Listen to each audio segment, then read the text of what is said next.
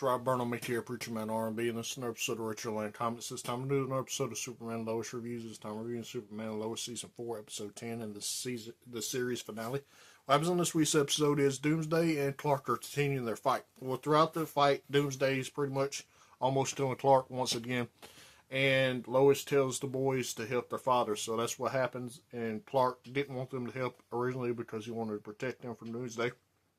What happens is, John Henry Irons also joins in the fight and throws his hammer and knocks Doomsday out. Well, once he knocks Doomsday out, Clark is able to fly Doomsday into the sun. The sun doesn't strengthen Doomsday like it does Clark. It does the complete opposite. So Doomsday winds up dying in the sun. Well, after this, Lex is going after Miss Tessmacher and he tries to kill her, but the boys come in and save her. And then Clark and Lex continue their fight. Clark's stabbed by some kryptonite, so he has to get that out of his body, and then him and Lex finish their fight. Clark's able to defeat Lex. Lex goes back to jail, and now he's pretty much the B word of Bruno Mannheim.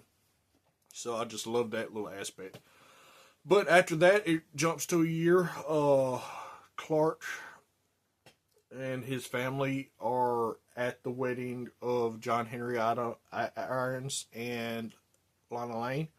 They wound up getting married.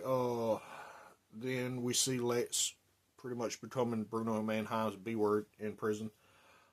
The boys have their complete super suits. We see a group shot of Superman, both Superboys, Steel, and his daughter. I can't remember her name in the comics. Her superhero name in the comics. Legacy, maybe, I think that. I can't remember her name. Don't quote me on that. But after that, it goes back into the future some more. We see the death of Lana Lane. Cancer came back at old age, and it was too much for her body, and she wound up passing. Then Clark lives a couple years after that, and he gets a dog, and he's just pretty much living life without Lois. He sees his grandkids. John and Jonathan both have kids now. They're married. And then at the end of the episode, Clark winds up dying, and it shows him in the afterlife. And other than that, that's all that really happened. My question for y'all is, if y'all watched the Superman and Lois series, what did y'all like about it? Tell me your favorite parts. As always, Rob Burnham, here, Preacher Man R&B signing out. Guys, GG is awesome. It's been an episode of Richard Land Comments. See y'all next time.